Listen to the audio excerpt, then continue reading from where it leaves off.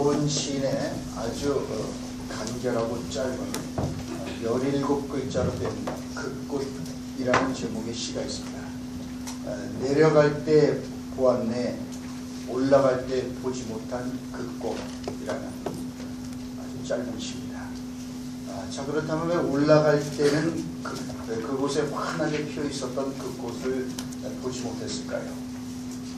왜 내려갈 때 비로소 그 꽃이 눈에 들어올 수 있었던 것일까요? 그래서 제가 종종 강조해서 말씀드리는 것 중에 하나가 사다리론입니다. 정말 이 부지런히 우리가 이 성공의 사다리를 밟아 올라갔는데 막상 정상에 올라가서 보니까 와서는 안 되는 곳에 와 있다면 어떻게 하겠습니까? 인생은 단 한 번의 편도 여행과 같은 것이어서 처음부터 지우고 다시 시작할 수도 없습니다. 우리가 밟고 올라갈 수 있는 사다리는 오직 하나밖에 없습니다. 하나님께서는 우리에게 편도 여행, 즉 한 번만 올라갈 수 있는, 한 번만 인생을 살 수 있는 그런 기회를 주셨습니다. 자, 그런데 만일 그 한 번밖에 없는 인생의 사다리가 우리가 반드시 도착해야만 되고 올라가야만 되는 곳에 걸쳐져 있지 않고 엉뚱한 곳에 걸쳐져 있다면 이보다 더 큰 재앙도 비극도 없을 것입니다. 만회할 수도 없고 되돌릴 수도 없기 때문에 그렇습니다. 우리 인생에는 스페어가 없어요. 인생을 우리가 한 2번이라도 사는 거라면 이번에는 이렇게 한번 살아보고 다음에는 저렇게 살아볼 수 있을 텐데 우리 인생은 처음이자 마지막입니다. 2번 다시 기회가 없습니다. 자, 그렇기 때문에 우리들의 인생에 있어서 가장 중요한 문제 가운데 하나는 이 사다리가 어디에 걸쳐져 있느냐 하는 문제입니다. 우리가 그렇게 발버둥쳐 올라가는 그 사다리가 결국 어떤 목적지에 우리를 데려다 주느냐 하는 것입니다. 다시 말해서 방향의 문제입니다. 영원한 기회의 상실이 우리가 잘못된 방향을 잡았을 때 그렇게 이루어지게 되는 거지요. 한 번만 사용할 수 있는 인생 사다리를 잘못된 방향에 걸쳐놓고 우리가 산다고 한다면 우리는 우리들의 인생에 대한 기회를 영원히 우리가 잃어버리게 되는 것입니다. 자, 그래서 우리들의 인생에 있어서 방향의 법칙이 이렇게 중요한 겁니다. 속도보다 더 중요한 것은 방향입니다. 그래서 우리는 거듭 하나님이 원하시는 방향으로 제대로 가고 있는 인생인지를 물어야 합니다. 당신의 인생의 방향은 어떻습니까? 가면 갈수록 하나님이 더 분명하게 보이고 있습니까? 아니면 가면 갈수록 희미해지고 멀어지고 있습니까? 주님을 위해서 우리가 얼마나 더 일할 수 있다고 생각하십니까? 얼마나 더 봉사하고 예배할 수 있을 거라고 생각합니까? 얼마나 더 많은 시간이 당신에게 남아있다고 생각하십니까? 시편 90편은 우리들의 인생이 강건하면 80이라고 말씀합니다. 지나간 세월을 생각해보면 정말 유수와 같다는 생각이 듭니다. 일할 시간이 많지 않습니다. 주님께서 우리들을 부르실 날이 그림없지 않았습니다. 그래서 세월이 흘러가면 갈수록 점점 더 중요한 것이 뭐냐면 그건 우리들의 인생의 방향입니다. 올라갈 때 그 꽃을 봐야 합니다. 인생의 무대에서 내려가고 있을 때 이르러서 그 꽃을 보면 너무 늦습니다. 여러분, 그렇습니다. 물론 시인은 꽃 한 송이를 보고 그렇게 이 짧은 시를 지었겠지만은 사실 그 꽃에 우리는 여러 가지를 대입해서 또는 응용적으로 우리가 적용해서 우리는 이해할 수도 있을 것입니다. 그래요. 정말 우리들의 인생이 그 올라가야 될 그 방향을 올라갈 때, 사다리 타고 올라갈 때 봐야지. 인생을 다 살고 무대에서 내려갈 때, 이제는 인생을 마감해야 되고 정리해야 되는 그때 내가 가야 될 인생의 목적지가 뭔지, 내가 살아야 될 이유가 뭔지, 내가 가야 될 방향이 뭔지를 인생 다 살아놓고 그때 가서 비로소 이렇게 사는 게 아니었는데 하고 그때 인생의 무대에서 내려갈 때가 돼서 그때 그 꽃을 발견한다면 그건 참 안타까운 일이 아닐 수 없을 것입니다. 여러분, 그래서 우리가 너무 늦게 그 꽃을 발견하게 되면 우리는 후회 속에서 괴로움다가 끝날 수밖에 없습니다. 그래서 제가 종종 반복해서 말씀드리듯이 너무 늦게 깨달은 진실은 항상 그래서 지옥이 되는 겁니다. 너무 늦게 깨달았어요. 깨닫긴 깨달았는데 너무 늦었어요. 차라리 몰랐으면 마음이라도 좀 나죠. 그런데 깨달았는데 너무 늦었기 때문에 이제는 그걸 바꿀 수도 없고 바로 잡을 수도 없고 되돌릴 수도 없어요. 그러니까 뭐가 되는 거예요? 지옥이 되는 겁니다. 우리가 인생을 올라갈 때 그때 우리가 깨닫지 못하면 다 살고 내려갈 때 이제는 이제 하고 싶어도 할 수 없습니다. 예배하고 싶어도 예배할 수 없고 뭘 봉사하고 싶어도 할 수 없는 그런 때가 돼갖고 아이고 이렇게 사는 게 아닌데 좀 봉사하고 하나님을 기쁘시게 하는 일을 좀 한 번이라도 제대로 하고 가야 되는데 근데 할 기회가 없어요. 그때 깨달았다면 너무 늦는다는 것이죠. 오늘날 수많은 현대인들은 속도라는 마법에 걸려 있습니다. 악착같이 쉬지 않고 앞만 보고 달리고 있습니다. 더 높이 올라가려고 수고를 아끼지 않습니다. 더 많은 돈을 모으고 쌓고 성공의 목표에 도달하기 위해서 일찍 일어나고 늦게 자는 수고를 마다하지 않습니다. 그러나 많은 사람들이 그렇게 악착같이 돈을 모으고 성공을 향해 그렇게 성공의 사다리를 올라가려고 그렇게 분투하지만은 정작 그렇게 돈을 모으고 성공의 사다리를 올라가려고 하는 것이만 그냥 목표가 되고 말았습니다. 죽으라고 성공의 사다리에 올라가고 있지만은 왜 그렇게 하고 있는지에 대한 이유는 모릅니다. 목표는 있지만은 목적은 잊어버렸습니다. 성공과 성취는 알지만은 의미는 상실해버렸습니다. 그래서 수많은 사람들이 뒤늦게 생각 없이 살아온 삶에 대하여 회의를 느낍니다. 허무감을 느낍니다.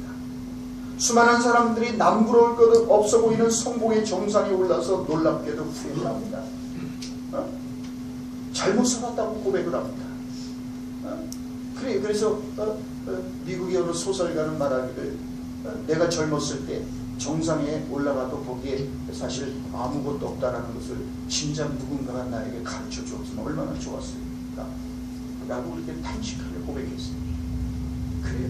세상 사람들이 그렇게 성공의 정상에 올라가려고 하는데 그 막상 정상에 올라가도 거기에 아무것도 없다는 것을 별것도 없다는 것을 누군가가 내가 어렸을 때 젊었을 때 알려줬으면 얼마나 좋았을까 라는 한 미국 소설가의 탄식을 제가 기억합니다. 그래서 많은 사람들이 인생을 다 살아놓고 한 번밖에 없는 인생의 사다리를 다 올라갔는데 한 번밖에 쓸 수 없는 그 인생 사다리를 사용해서 그래서 올라갔는데 자신들이 와서는 안 되는 곳에 와 있는 것을 발견하고는 망연자실합니다. 너무 늦게 꽃을 발견했기 때문입니다. 벌써 우리가 6월 마지막 주일을 맞이했습니다. 하프타임을 알리는 하나님의 휘슬 소리를 들어야 합니다. 그래서 우리들의 인생이 지금 제대로 된 방향으로 가고 있는지를 체크해 봐야 합니다. 속도는 늘 앞에 있는 것에 초점을 맞추고 달려가게 만듭니다. 속도가 그래서 높아지면 높아질수록 우리들의 시야는 점점 더 좁아집니다. 그래서 소중한 것들을 놓칩니다. 정말 중요한 걸 놓쳐요. 그저 내가 좀 더 돈을 은행 잔고를 더 늘리려고 더 성공하려고 더 넓은 집을 만들기 위해서 그렇게 하는 동안에 정작 우리는 우리 자신을 잃어버리고 우리의 양심과 진실을 잃어버리고 삶의 소중한 의미와 가치를 잃어버리고 지금 이 여기를 지금 이 순간의 삶을 우리는 낭비한단 말이죠. 나중에도 얼마든지 자기가 원하는 대로 살 거라고 착각하면서 그렇게 오늘 우리는 가장 소중한 것들을 놓칩니다. 봐야 될 것을 보지 못합니다. 시인의 그 노래 정말 그 시편처럼 말이죠. 올라갈 때는 보지 못합니다. 사람들이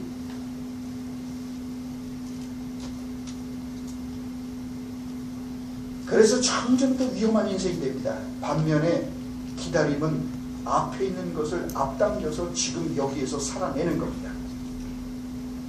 그래서 기다리는 대상을 위해서 오늘을 준비하며 살아가는 겁니다. 그래서 오늘을 허투루 살지 않습니다. 함부로 몸을 사용하지도 않습니다. 오실 신랑을 기다리는 신부는 순결을 지키기 위해서 피 흘리면서까지 죄의 유혹과 싸우는 겁니다. 미래의 그날, 그 꽃의 날, 그날에 초점을 맞추고 조금 더 흐트러지지 않고 오늘을 사는 것입니다. 여러분 그렇습니다. 그래서 성경에 나오듯이 말이죠. 슬기로운 5천을 주고 기름 등불을 꺼뜨리지 않냐고. 지금 오늘을 여러분 흐트러지지 않게 그 오실 신랑을 그 목표 그 방향 때문에 그것 때문에 오늘을 당겨서 앞당겨서 오늘을 가장 충실되게 후회하지 않도록 그렇게 살아가는 거예요. 자, 그래서 신앙생활이란 우리들의 인생의 초점을 바로잡는 작업인 것입니다. 흩어졌던 삶의 초점을 우리가 바로잡지 못하면은 우리는 늘 비틀거리며 살다가 끝날 수밖에 없어요. 늘 상황과 환경과 형편과 유행에 따라서 이리 휘둘리고 저리 휘둘리고 다른 사람들이 하는 유행에 따라서 휩쓸려서 그저 하다가 그렇게 우리가 그렇게 떠내려가다가 끝나는 것이요. 번쩍거리는 화려한 세상의 신기루에 속여 살다가 허망하게 끝날 수밖에 없습니다. 남의 장단에 맞춰 춤을 추다가 허무하게 쓰러질 수밖에 없습니다. 인생의 무대에서 내려갈 때까지 우리가 올라가야 할 때 봐야 될 그 꽃을 보지 못하고 인생 다 살아먹고 그때 가서 이렇게 사는 게 아니었는데 이렇게 후회하게 되는 거지. 살긴 살았지만은 껍데기뿐이죠. 알맹이가 빠져버려요. 그래서 우리가 인생의 초점을 잡지 못하고 살면은 남의 장단에 맞춰서 살기는 살지만 한 번도 충만한 삶을 살지 못합니다. 늘 후회와 아쉬움으로 얼룩지. 이렇게 사는 게 아니야. 이렇게 살면 안 됩니다. 그런 허무함과 공허감 속에서 괴로워하면서 그렇게 끝날 수밖에 없는 거죠. 그렇기 때문에 우리 현대인들은 아무리 바쁠지라도 바쁜 길을 멈춰서서 생각해 봐야 합니다. 빨리 가는 것이 능사가 아닙니다. 높이 올라가는 게 능사가 아닙니다. 제대로 올라가야 되고 제대로 된 방향으로 갈 때 빨리 가는 게 의미가 있고 가치가 있는 거지. 여러분, 우리가 올라가서는 안 되는 사다리로 올라가고 있다면 우리가 빨리 올라가는 만큼 우리는 더 엉뚱한 데로 가게 될 것입니다. 그러니까 여러분, 속도가 중요한 게 아니에요. 방향이 중요한 것입니다. 그러나 방향이 제대로 되어 있으면 천천히 가도 더디 갈지라도 반드시 우리가 도착해야 될 목적지에 도착하게 되는 것입니다. 그러므로 우리는 정말 숨가쁘게 살아가는 우리들의 삶의 쉼표를 찍고 정말 우리의 방향이 맞는지, 우리가 인생이 지금 제대로 가고 있는지를 우리가 물어볼 필요가 있습니다. 그런 까닭에 오늘 본문에서 주님은 우리에게 말씀합니다. 너희는 가만히 있어 내가 하나님됨을 알지어다. 오늘 말씀은 특별히 기도에 대해서 매우 중요한 메시지를 우리에게 일깨워주는 주님의 말씀입니다. 여러분, 주님께서는 이 말씀을 통해서 우리가 좀 멈춰설 줄 알아야 된다. 멈춰서서 기도해야 될 줄 알아야 된다고 말씀합니다. 주님 말씀합니다. 너희는 가만히 있어 내가 하나님됨을 알지어다. 첫째는 가만히 있으라는 말씀이에요. 현대인들의 생활 패턴에 역행하는 가르침입니다. 앞서 말씀드렸듯이 현대인들은 속도주의를 숭상합니다. 바쁘게 살아야 유능한 사람이라는 착각 속에 살아요. 그냥 수첩을 보면 스케줄이 그냥 빼곡하게 적혀있으면 참 유능하고 뭐 정신없이 바쁜 게 뭐지 그 잘난 사람인 것처럼 착각하는 시대. 그래서 많은 사람들이 더 이상 기도하기 위해서 멈춰서지 않습니다. 시간이 없다면 바빠서 예배할 시간도 없고 바빠서 기도를 잃어버리고 삽니다. 그래서 삶의 방향과 전망을 종종 잃어버립니다. 여러분, 근본적으로 기도는 자세, 곧 우리 자신을 어디에 놓느냐의 문제입니다. 초점이 제대로 맞으면 모든 상황은 선명해지는 법입니다. 다시 말해서 기도는 우리의 마음의 근실을 바로잡게 해주는 겁니다. 잊어버리기 쉬운 하나님의 관점을 우리에게 상기시켜 주는 거예요. 그래서 속도보다 중요한 것은 방향이라는 사실을 잊지 않게 해주는 거예요. 방향에서 힘이 나오기 때문에 그렇습니다. 여러분, 집중력과 돌파력은 제대로 된 방향에서 나오는 겁니다. 처마 끝에서 똑똑 떨어지는 이 물방울은 사실 부드럽고 힘이 없습니다. 여러분, 그래요. 그 부드럽고 힘이 없는 물방울이 그런데 어떻습니까? 처마 밑에 아주 오랜 세월 그 자리에 집중해서 똑똑 떨어지는 그 물방울은 바위에 구멍을 냅니다. 여러분 그렇습니다. 방향에서 힘이 나오는 거예요. 방향이 없는 것을 가리켜서 방황이라고 합니다. 방황은 아무리 속도가 빨라도 결코 목적지에 도착하는 법이 없습니다. 처음부터 방향이 없기 때문입니다. 그래서 우리는 멈춰서서 기도해야 하는 겁니다. 그래서 주님은 우리에게 말씀합니다. 너희는 가만히 있어. 제발 좀 가만히 있어. 나대지 말고 그냥 자기가 모든 걸 마치 인생의 주인인 것처럼 착각하고 하지 말고 제발 좀 너희들 가만히 좀 있어. 잠시도 입을 다물지 않고 있는 사람들이 있죠. 잠시도 가만히 있지 않는 우리 현대인들 잠시도 우리 현대인들은 거죠. 이게 조용한 시간을 못 견뎌한다고 그래요. 스마트폰을 손에서 노출도 하고 좌우지간 뭐 이게 아주 산만하죠. 조용하게 혼자 있는 시간을 현대인들은 두려워하게 되어 있습니다. 그래서 자기 자신을 잃어버리고 하고 있습니다. 여러분 그렇습니다. 우리가 멈춰서서 기도한다는 것은 우리가 하나님이 아니라 피조물에 불과한 존재라는 사실을 고백하는 행위인 겁니다. 그래서 하나님이 우리들이 바라보아야 될 그리고 나가야 될 궁극적인 방향이고 목적지임을 거듭 되새김질하는 행위입니다. 그래서 기도의 핵심은 우리 자신에 대해서 아니오라고 말하고 하나님께 대하여 이해하는 법을 배워가는 그런 작업입니다. 그래서 우리 자신을 제대로 된 자리에 놓는 거예요. 그래서 이 기도를 통해서 우리는 마음의 근실을 바로잡을 뿐만 아니라 우리 자신을 어디에 놓아야 되는지, 우리가 어떤 자리에 있어야 되는지를 우리가 깨닫고 바로 그 자리를 우리가 되찾아가는 거예요. 그렇지 않으면 우리는 이 바쁜 세상에서 휘둘려 살다가 살기는 살지요. 아침도 눈코 뜰 새 없이 바쁘고, 그런데 나중에 인생 마지막 결산할 때 보면 남는 게 없어요. 험하고 공허한 거예요. 헛살한 사람들. 그 수많은 인생들이 마지막 껄껄껄하고 죽는다고 그러잖아요. 이렇게 사는 게 아닌데 그때 좀 잘할 걸, 그때 좀 의미 있는 삶을 살 걸, 그때 좀 베푸는 삶을 살 걸, 그때 좀 하나님 기쁘시게 하는 삶을 좀 살 걸. 그러면서 죽는 거예요. 그렇게 살지 못할 거예요.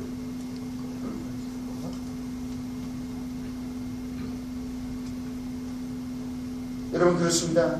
그래서 기도는 우리 자신의 뜻과 계획을 관철시키려고 하는 게 아니라 하나님의 뜻과 계획을 헤아리고 거기에 우리들의 삶을 조율하는 작업입니다.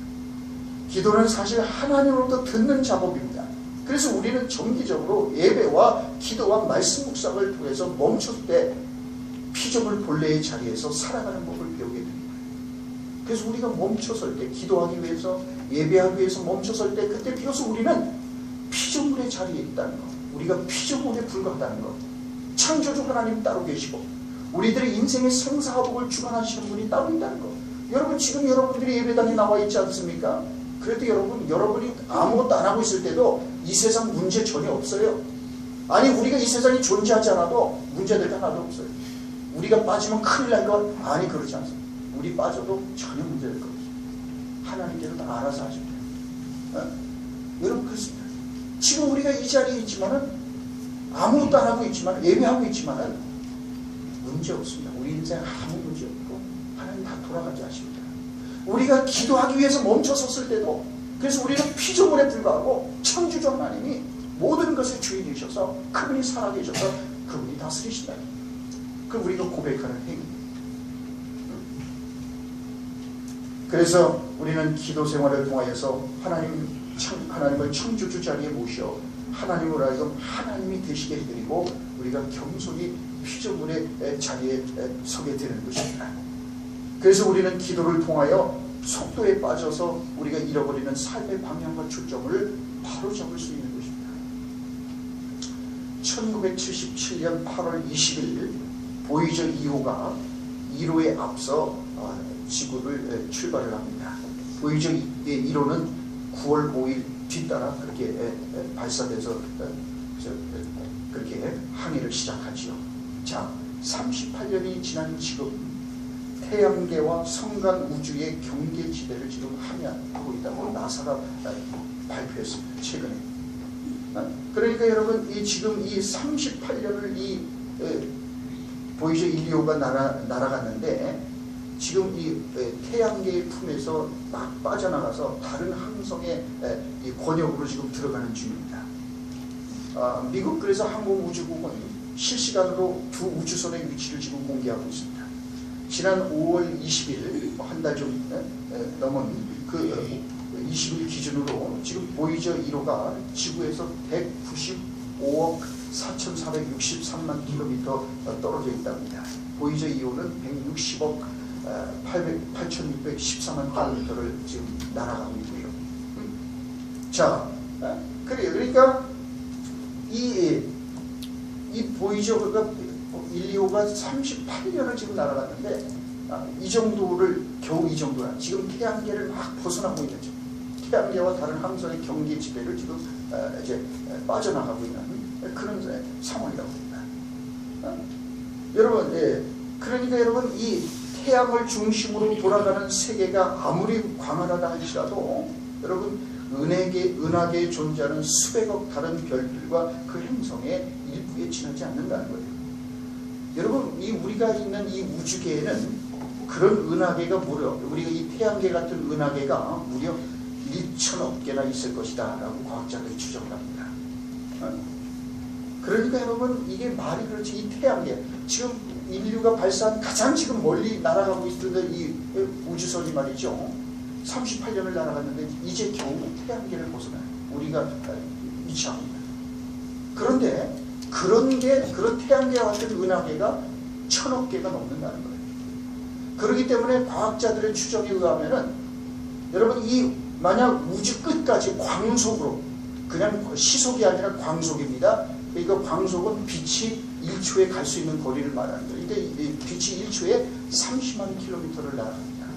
반짝하는 게 이게 30만 킬로를 날아가는데 이 광속으로 빛의 속도로 그렇게 그렇게 날아가도 여러분 이 우주 끝까지 가려면은 빛의 속도로 말이죠 150억 년이 필요하다는 거예요. 빛이 150억 년을 날아가야만 말하죠 이 우주 끝 부분에 겨우 도착할 수 있을 것이다 라고 과학자들 말하는 거예요. 빛이 말이죠. 그래서 시편 기자는 이렇게 고백합니다. 시편 8편 3절로 4절에서 주의 손가락으로 만드신 주의 하늘과 주께서 베풀어 두신 달과 별들을 내가 보오니 사람이 무엇이기에 주께서 그를 생각하시며 인자가 무엇이기에 주께서 그를 돌보시나이까.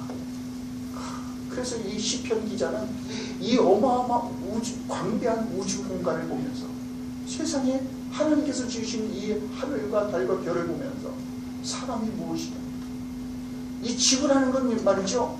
정말 아주 푸른 조그만 점에 지나지 않은 이 거대한 이 태양계에 비하면은 정말 여기 혹시 푸른 혹성이라는 점 그 사진 본 사람 있습니까? 본 분이 꽤 되실 거예요.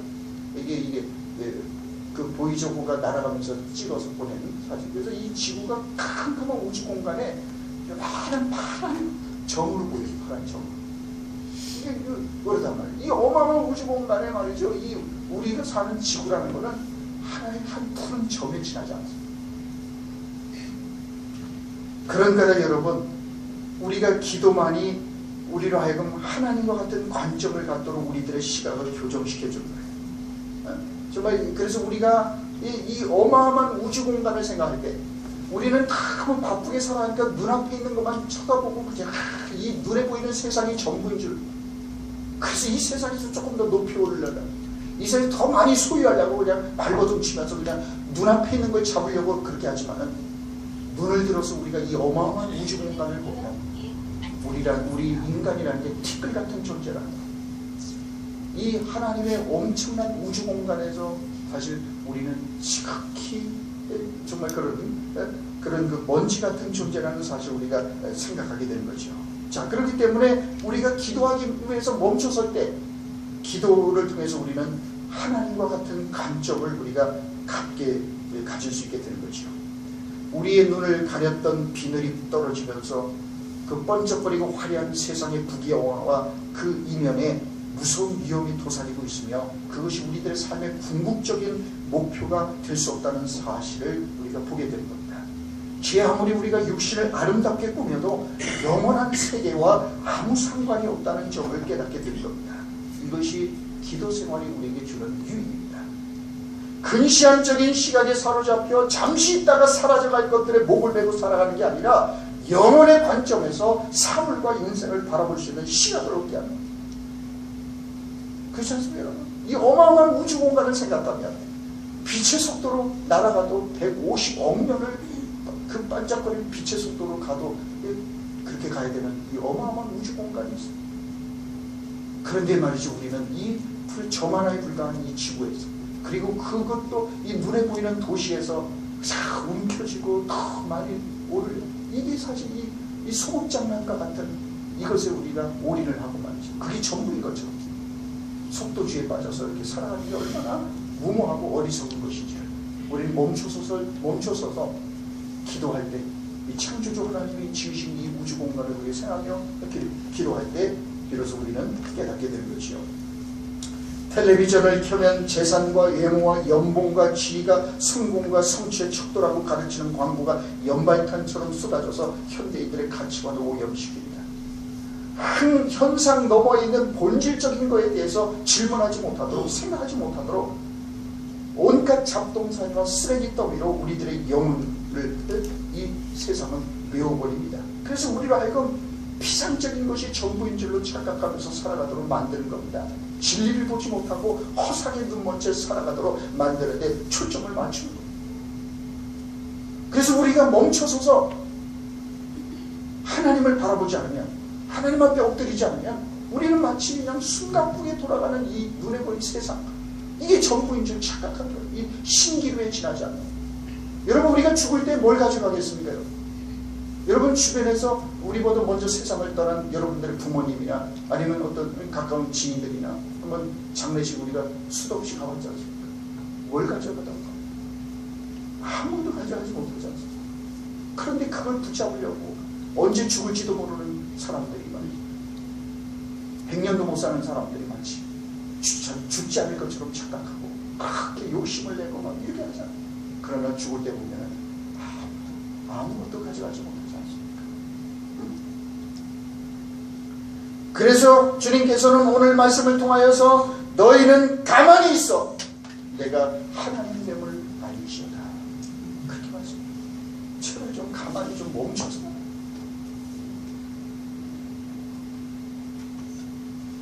여러분, 그래서 우리는 거듭 반복해서 오늘날 우리 시대에 가장 우리가 경계해야 되는 것 가운데 하나가 이 세상의 풍요와 부유함의 이 도시락을 우리가 잊지 말아야 합니다.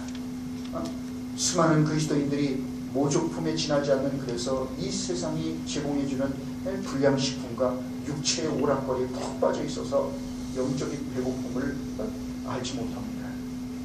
그래서 가짜의 짝퉁에 빠져 있습니다.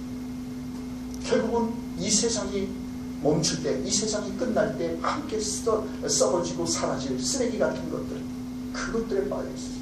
그래서 정말로 우리가 붙잡아야 될 것, 우리가 나가야 될 방향, 우리가 매달려야 될 하나님을 더 영원한 것, 궁극적인 것, 본질적인 것을 우리가 사실을 놓치며 살아가고 있다.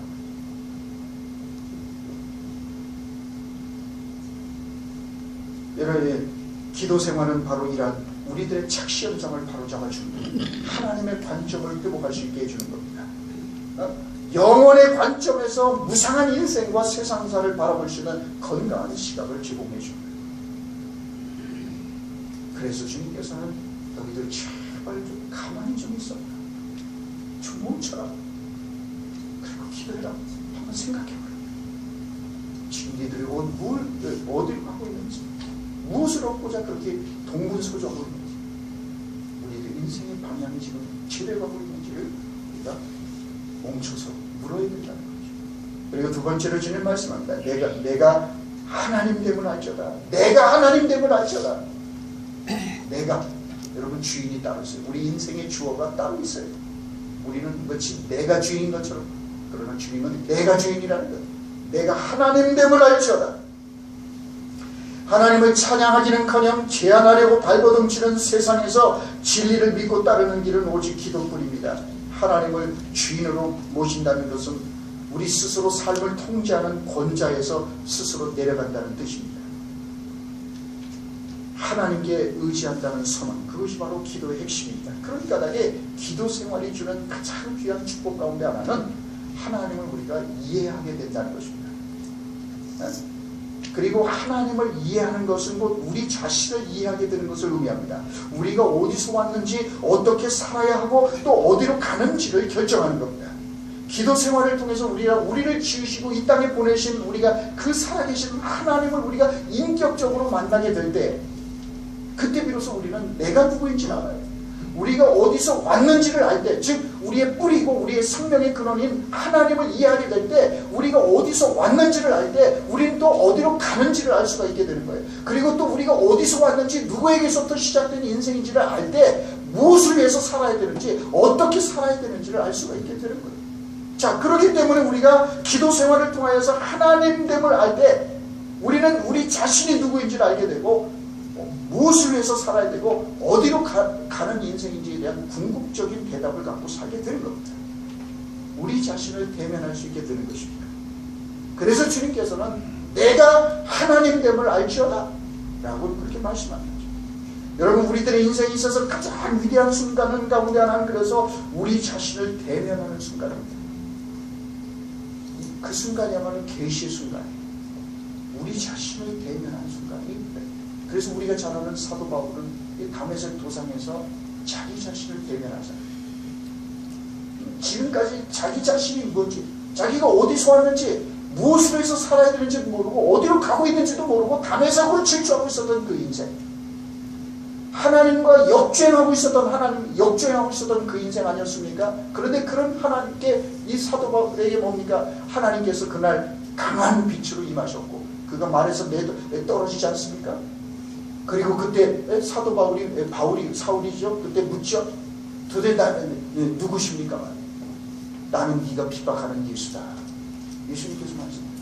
그리고 너는 내가 이방인의 사도로 너를 불렀다. 그러잖아요. 그 인생에 대한 사용 설명서를 예수님께서 하고 계셨어요. 그래서 그날 예수님께서 너는 바로 내가 이방인들을 위해서 사용하자 부른 이방인의 사도가 될 것이다 라고 말씀하지요. 그리고 그래서 그가 완전히 다메섹 도상에서 완전히 뒤집어져서, 왜? 자기 자신을 대면했잖아요. 그날 하나님을 만났지 않습니까? 그래서 자기 인생에 어디서 왔는지, 무엇을 위해서 살아야 되는지, 어디로 가야 되는지에 대한 대답을 알았잖아요. 그래서 사도 바울은 그 뒤로 표대를 향하여 달려가면서 뒤의 것을 잊어버리고 오직 표대를, 그리고 이 세상에 그가 자랑했던 모든 좋은 것들 뭐예요? 다 배설물로, 쓰레기로 여기고 오직 나는 앞에 있는 것을 잡으려고 달려가노라 고백하면서 그는 그 방향을 향하여, 그 인생의 방향이 생겼을 때 이제는 그 인생의 방향을 향해서 올인하며 달려갔던 그런 하나님의 사람이 되지 않았습니까? 여러분, 그렇기 때문에 거듭 반복해서 말씀드리지만은 우리들의 인생에서 일어날 수 있는 최악은 한 번도 우리 자신을 대면하지 못하고 사는 거예요. 우리들의 인생에 있어서 최악은 거룩하고 신성하고 존귀한 것을 하찮게 여기고 신성한 것을 모독하며 사는 거예요. 쓰레기 같은 거, 버려야 될 거, 어디 죽을 때 아무것도 가져가지 못할 것을 위해서 평생 그거에 매달려서 그걸 하나님처럼 섬기며 살다 끝납니다.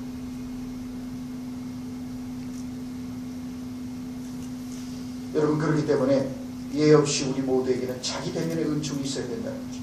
이것이 우리들의 인생에 있어서 없어서는 안 되는 계시의 순간이라고 지금 말씀합니다. 내가 하나님됨을 알지어다. 여러분, 하나님이 하나님이시라는 것을 우리가 알게 될 때, 이 계시의 순간이 우리에게 있을 때 비로소 우리는 내가 누구인지 알게 되고, 비로소 우리는 궁극적인 인생의 질문에 대한 답을 갖고 살게 됩니다. 그래서 인생의 방향이 생기는 거예요. 살아야 될 이유와 목적이 생기는 거예요. 그러나 우리가 이 자기 계시가 없으면은 살긴 사는데 왜 살아야 되는지 몰라. 자꾸 헷갈려요. 이렇게 살아야 되나, 저렇게 살아야 되나, 이걸 해야 되나, 저걸 해야 되나, 어떻게 해야 되나, 헷갈리는 거예요. 그러나 우리에게 이 주님 앞에 우리가 엎드려 기도하고 주님을 만나고 그래서 내가 누구인지, 어디서 왔는지, 무엇을 위해서 살아야 되는지에 대한 분명한 대답을 갖게 될 때 우리는 더 이상 방황하지 않아. 우리에게 주신 그 방향을 향하여서 우리는 흔들림 없이 갈 수가 있게 되는 것입니다.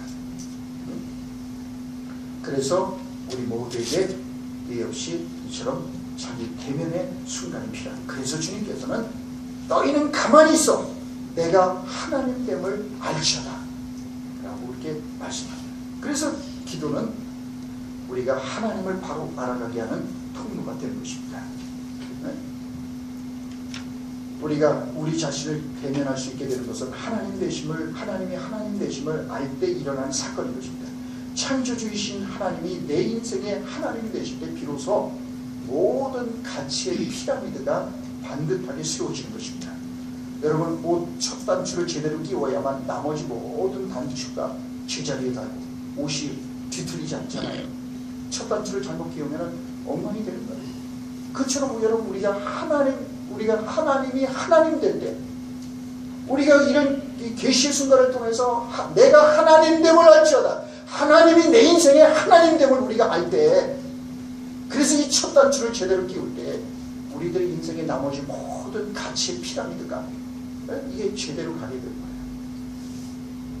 거예요. 내 인생의 첫 번째 자리에 있어야 되고, 두 번째, 세 번째 중요한 모든 것들이 다 제자리를 찾게 돼요. 그래서 삶이 안정되고 삶이 건강해질 수가 있는 겁니다. 그래서 우리는 기도 생활을 통하여 창조주 하나님이 하나님 되심을 더욱 잘 알아가야 하는 겁니다. 자, 그래서 기도는 우리들의 영혼과 삶의 근본을 바로 세우는 일입니다. 기도는 하나님과 동행하는 경건한 삶의 가장 중요한 토대입니다. 하나님과 우리의 관계는 기도로 이어지기 때문입니다. 여러분, 그렇지 않습니까? 우리가 누군가와 관계가 깊어지고 더 친밀할 때는 어떻습니까? 대화가 깊어지는 걸 말이죠. 그렇지 않습니까? 청춘 남녀가 사랑이 섞여 처음에는 오가며 만났지만은 대화가 있고 공통 관심사가 있고 취미가 같고 뭐 등등 같이 서로 좋아하게 되면은 대화가 깊어집니다. 그래서 이제 아주 속에 있는 깊은 말까지 하게 되는 것입니다. 그처럼 여러분, 우리는 이 기도를 통하여서 하나님과의 관계가 깊어져 갑니다. 능력 있는 삶의 근거도 믿음입니다. 그리고 그 믿음은 오직 기도로서 유지되고 강화될 수 있는 것입니다. 기도는 하나님과 영적으로 교통하는 유일한 채널입니다. 여러분, 그렇습니다. 그래서 우리가 다시 회복해야 될 게 기도입니다. 그런데 요즘 성도들은 기도를 잃어버렸습니다. 더 이상 기도하지 않아요. 그러니까 이렇게 해도 기도하지 않고도 당장 무슨 큰일이 일어나는 건 아니거든요. 짝퉁이 길들여진 채 살아가거든요. 그냥 먹고 사는 데는 그냥 문제 없거든요. 그러니까 기도를 잃어버려요.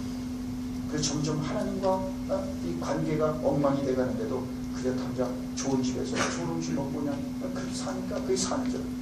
결국 우리가 이 지상에서 삶이 멈추는 순간에 다 끝날 그 시기로 같은 것, 그 짝퉁에 우리는 빠져서 진짜를 구하지 않게 된 게 그 오늘 우리 시대의 비극이죠. 그래서 우리는 다시 우리가 기도를 회복해야 돼요. 우리가 이제 6개월을 지나는 마지막 축복주의를 보내면서 정말 우리가 우리의 인생에 이제 하프타임을 알리는 소리를 듣고 다시 우리는 무엇보다도 무너진 기도의 재단을, 예배의 재단을 우리가 다시 회복해야 합니다. 그래야만 우리가 살 수가 있습니다. 그래서 우리 모두 기도를 회복했어. 정말 그래서 우리가 이제 남은 후반전, 남은 6개월을 정말 멋지게 하나님과 동행하고 정말 가치 있고 의미 있게 후회 없는 삶을 살아가는 그런 축복이 있기를 주의 이름으로 축원합니다.